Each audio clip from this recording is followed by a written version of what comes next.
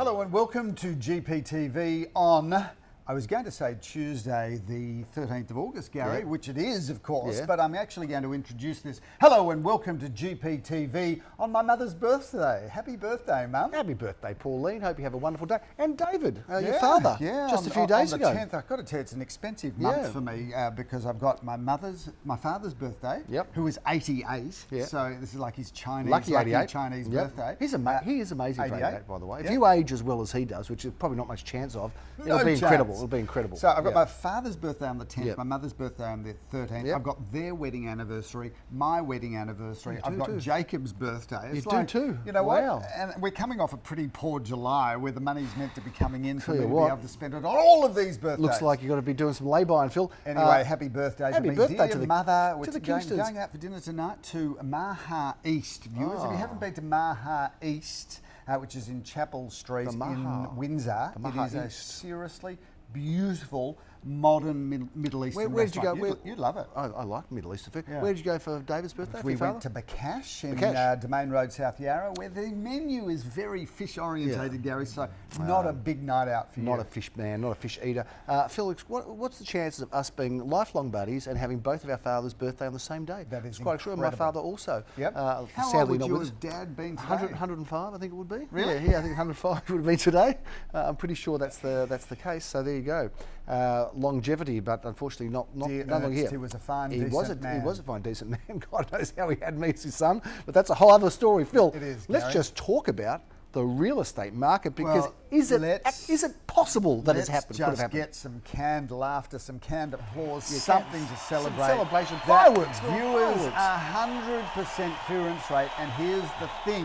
Wow. It wasn't from one auction, two auctions, 5 auctions, 10 auctions, 11 or 12. It was from 13 auctions. And now, if there's not a sign that the market's back, if there's not a sign that we do things well, if it's not a sign of our systems and processes, Stephen, I don't know what is. High five, because that is 4 weeks in a row. That's a month of 100%, Phil. That is extraordinary. I want to find another real estate agent anywhere on the planet that's had that successful. The market's back. The market's back. The market's back. What's going on right? Do you know what the interesting thing? Are we doing something right? Well, we are, Gary, but the viewers have your boast. The viewers have said that we boast a bit too much. No, we talk too much. But I'm just going to talk about the market, because the market has not only produced 100% for us, it had an industry clearance level of 76, which is absolutely game on material. That's up there, Phil. And the cynics, though, Gary, here's an interesting thing, and viewers, pay attention for this. Yes. The cynics say, but these are high clearance rates from low volumes. Well, that's true too. The answer to that, though, is that when a market changes, it starts slowly and gathers momentum. And the reality is that that of course there's low offerings, but as the clearance rates continue to increase, it's going to bring more vendors to the market. And the interesting thing, Gary, is that we had multiple bidders on every property, which means if we'd had twice the amount of stock, there were enough buyers. Why don't we just have a look at some of those multiple bidder stories? Because we've got 4, 3, 4, 3, 3, 2, 2, 6, 7, 2. So here's the thing, viewers. Wow. Clearly, lots of buyers. There was enough buyers there for 2 to 3 times the number of stock. Philip, we started off in Brunswick on the weekend. We did. You travelled over there. We joked. We were jocular last week about how are you going to get back from Brunswick to Bentley. Do you know what? I made it in no time. Do you know I left home in Armidale? How many points you got left in your licence, by the way? 1. Okay.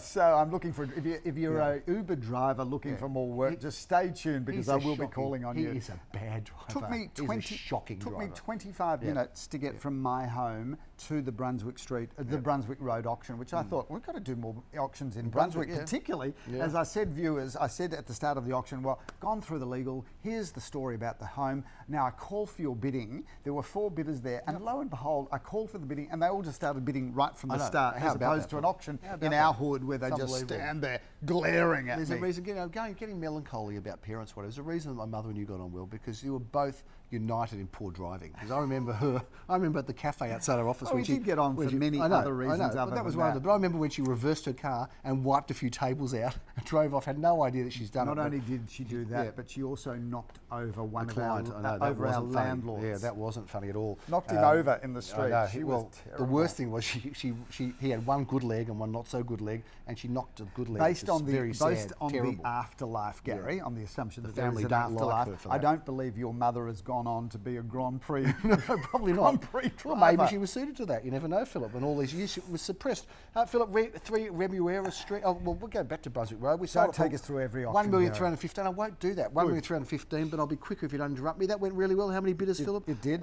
We had, I think we had 4 bidders there, if Where? I'm not mistaken, in Brunswick Road. Yes, Stay with me, Phil. Yeah, we did 4. While you were over there and the other side of town, did you stop and get any hummus and tahina? Because No, they have some great Middle I was Eastern on a mission food to get to over Bentley there. very quickly. Get some good and nuts. Voxton Street, Bentley. You're nuts. going to check, Gary, while I'm looking into the cameras to whether it's disclosed or not. But I drove no. from Brunswick. Yes, it is disclosed, Philip. It is not all the way to undisclosed. Voxton Street, Bentley. I think we had a reserve there in the high 1.8s or early 1.9s, and we sold it for $2,045,000, Philip. Well done. I reckon that's a really strong result, and Strong that result. definitely shows the market's awake. Bentley because, East, Gary, yep. if you think about it, when the market turned down, one of the first suburbs to be hit, I reckon, was Bentley. Yeah, it did turned get a bit of down a spank, very didn't it? quickly. But that sale, I reckon, is a real litmus test for And now the year ahead. We're back to $2 million in Bentley East. Nothing, Philip. Think Bang! nothing of it. Nothing. Anyway, Phil, talking about semis, one of a pair. Yep. Semi-detached home in Remuera Road. I had the Yep. pleasure of auctioning that. You did.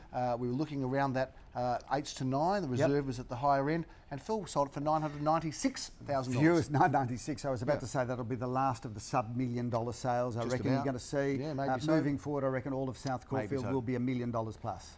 Phil, I arrived in pouring, driving rain in Coronation Street. It was cold in and Brighton wet, wasn't East. Well, I felt sorry for the coffee van people because they were shuddering under the lid of the coffee van with Do you know what, Gary? all It was sorts what of we pay ponchos those young people on the coffee van. Toughen up. They just Too get bad. over it. Don't Get over complain, yourselves. Whingers. Yeah. No, actually, they're very good. They're very brave, Phil. But we They're sold that one. gorgeous. All They are gorgeous people. gorgeous. Thank you to the coffee They're crew. great. We love They do you. a great job. There's how many of them, by the way? Because people were shocked when they hear Yeah, this. there's a staff of, I think there's part-time staff of 20. Is it 20? Yeah, Oh, I thought it was yeah. 40. I thought it was more. 40. Oh, I was seeing double. I was had a few drinks when you told me the number. It's anyway, a combined part-time must staff be. of 40 if you include the ones that are no longer That's working right. for us Well, because they've graduated to go on and get well-paying jobs. They're running restaurants, Philip, international restaurants. Coffee just chains. from the coffee chains. Yeah. Starbucks exactly. was Take it started over. by one of our coffee van crew. Well, we're going to take that credit too. 13 Coronation Street, the reserve, Philip, I think was 1.5, and we sold for $1,675,000 under intense competition. Strong result. Strong result. So, well done. viewers, there's a bit of a pattern coming through. Congratulations to the vendor. They watch it, and these vendors have a beautiful dog, and they love their dog Cody. So congratulations to them and to Cody. This is not that veterinary show, Gary. Don't start introducing Bondi Vet. animals. But there's a bit of a theme across the weekend that I reckon a lot of the properties that we sold for 10% over the reserve. It did. It happened, Philip. So to that guy that unsubscribed about 4 weeks ago, when we said, "Is the market did a 10% increase? Did that just happen?" And we got this man that wrote in and said, "Unsubscribe get me off your system. If you were still subscribed, you'd be sending us an email right now, going, "You know what, guys? I was a bit too hasty to press send." Somebody else complained. Before you send an email, that we go take on 10 seconds before you hit the send button. They said we took too long. Well, he's not listening to your advice. So you're just talking to a camera with him not listening. So what's the point? I'm going to tell you something that happened. Come on. Teak Street, Phil, 20 and 28 Teak Street. Yep, Do you know I was what? there. The vendor Did the turned auction. You did the auction. And the vendor turned around and said, "Oh, gee, he did a good auction. He's very good." That's the first thing. But you know what the vendor said, which I've never heard someone say about you before? How about his shoes? I haven't told you that. The vendor said, No, how about your shoes? They said, "I've never seen such immaculate, beautiful, shiny shoes." Yep. What do you think about that? So, Gary, the trick, viewers, to having good, clean shoes is, first of all, clean them. It's not that hard. That's what I haven't been doing for 35 but secondly, years. I have 5 pairs of black shoes, Gary, and you never wear the same pair of shoes 2 days in succession. You're very and cued, you've got to have shoe trees. cued. You've got to have shoe trees. Shoe trees? You wouldn't even know what a shoe tree was. What's a shoe tree? I can't believe it. Move it on. Well, I could have a lot of shoes if they grew on trees as well. Move it on. Okay, let's move on to Sunday. What is a shoe tree? I'm going to buy you a pair for your birthday. Okay, Actually, I'm going to get you a pair for your birthday. I've never heard of it. That you gave me nothing for my birthday. Well, I'm still waiting. How many presents have we got You were overseas and I got nothing. Yeah, what can I say? I'm disappointed, aren't I? Come on, quickly. Philip, Newington Grove was on Sunday. Regent Street just went nuts. I've never seen so many people in a place. The price don't disclose, but it was crazy. Put that photo up because we should, the house was jam-packed full. For anybody that was thinking about buying a smaller home and worried about entertaining space, I reckon we got about 100 people into Regent Street. And I reckon it was probably about 170 square metres. How about the guy on Regent Street? Phillips, he's running the auction, doing a great job. He's handing out chocolates, having fun. And this guy says in a Russian accent, "What about me, mate? How about me? Why you not give me chocolates?" And he got really upset with Phil, and all of a sudden he became very vocal, and he said, "You give them chocolate, I don't get chocolate." Right? He started having a real go at him, and all of a sudden it's so this scary, guy, this guy's not bidding, right? Yeah, but he's just a big, like his chocolate. He's a big buff Russian guy, right? And Gary, you do a great Russian accent. Due respect to, we can take off. We can take off all accents. I can, and we have brilliant Russian clients. You've got to listen to people. But this bloke, he was being funny, but he's a bit psycho. But he was also kind of quite intimidating. Yeah, no, he was. But the best part about it, he's a big guy, much bigger than me, and I was next to him looking up. Kind of playing with him, working out, is this guy going to kill me or not? And then I realised Mark Kirkham is standing between me and this bloke. Mark's a big boy. And if this bloke could get through Mark Kirkham... Yeah, well, he deserved to get you, yeah. Anyway, you gave him a box of chocolates. Fun things that happen at auctions. And you wisely said to him, "Are we good now?" Because it was a bit scary. And he said, "No, more worry, we're good, mate. It's okay." So anyway, it was all okay as it turned out. But it was interesting. Some tense I think we're going to call this show the highly caffeinated show. Exactly right.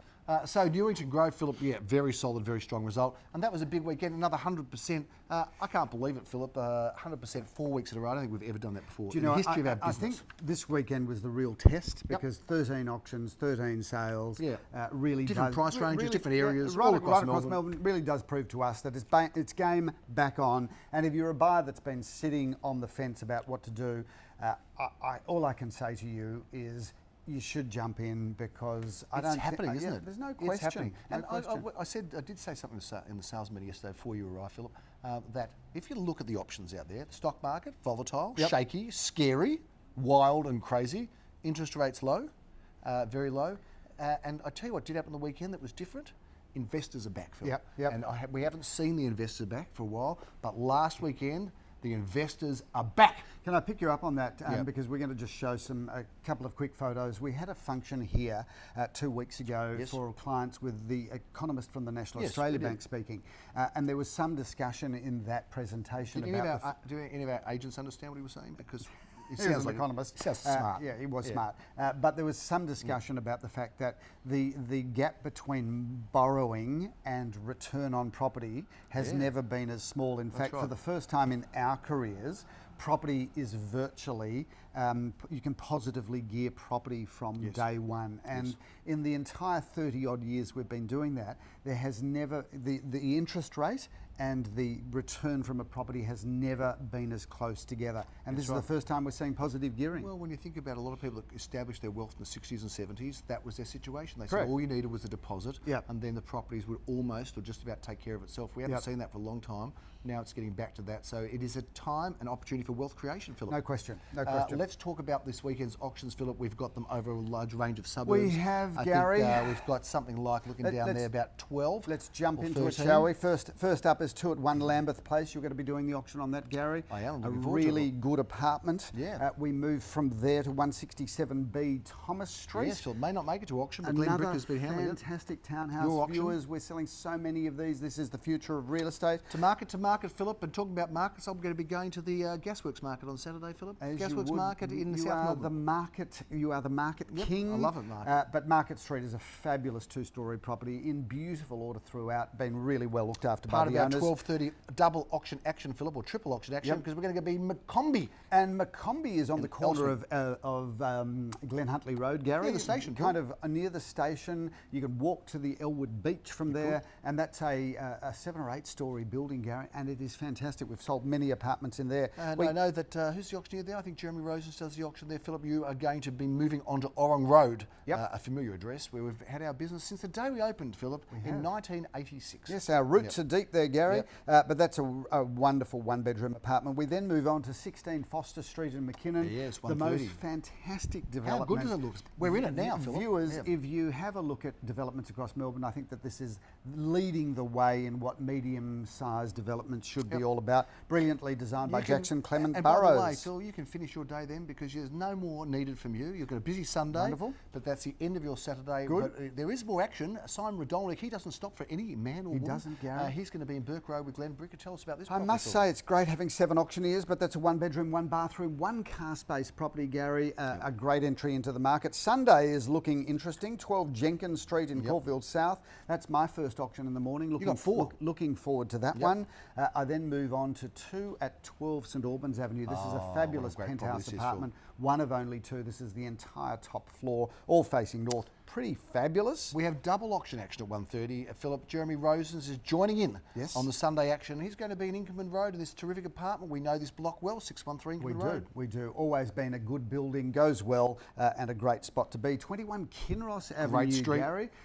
You couldn't get a better location than Great Kinross, street. could you? Love Because Kinross you've got the Avenue. tram at your doorstep, you've got the shops and cafes, you've got Caulfield Park, you've got schools, a great location, a beautiful, beautiful family home. And Jan Dosen, our Asian agent, who obviously speaks much better. So as an Asian agent, an agent, is it? Is that what she said? An Asian agent becomes an agent.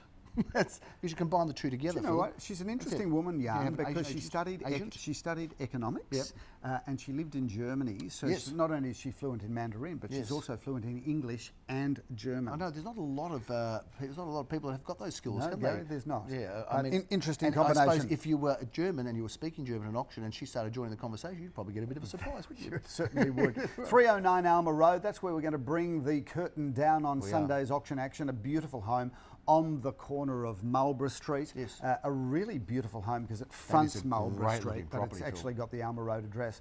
And virtually all of the entertaining areas look north, Gary, never to be built out. So a really, really beautiful home. And Darren and Sally have got the pleasure of been handling that one. They've been loving it. Together with Jeremy Rosens. Exactly right. So I get the auction pleasure. You do, Phil. Gary. Indeed you do. I might well go there, but I might come from Common Room, which is just down the corner, or I could choose to go to Frank and Ginger, or maybe Espresso, a choice of those 3, or go around the corner to the pizza place next door to our office, Gary.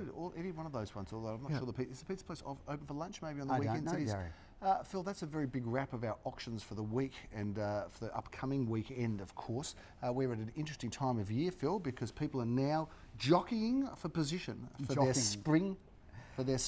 The horses had to come in at some point. So spring is here, and if you think about, we're in the middle of August now, Gary. The soonest somebody could list if they rang us now is the end of September, probably early October.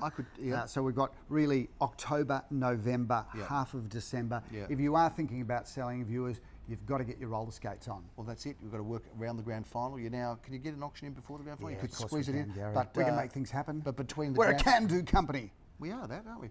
Between Grand Final and Melbourne Cup, that is now the auction avenue, the little period, the avenue of auctions. Move it on, move it on. We're trying to keep the show concise and tight. Phil, that's a big wrap on GPTV. Talking about horses, I'm going to be tipping my horse again soon because it's coming back. And, you actually had some success this year. Won 4 races, 4 city races. Order of Is it command. Still in debt? This horse? No way. It's you're actually in front on this horse. Not on all my horses, even but on this particular horse.